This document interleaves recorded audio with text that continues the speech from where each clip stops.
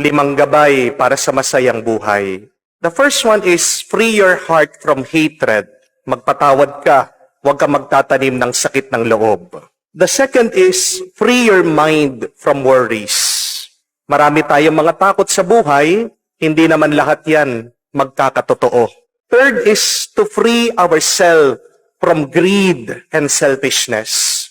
Matuto tayong makontento sa buhay, matuto tayong magbigay, dahil mas nakaka-bless ang taong mapagbigay. Fourth is, you must free yourself from other people's expectations.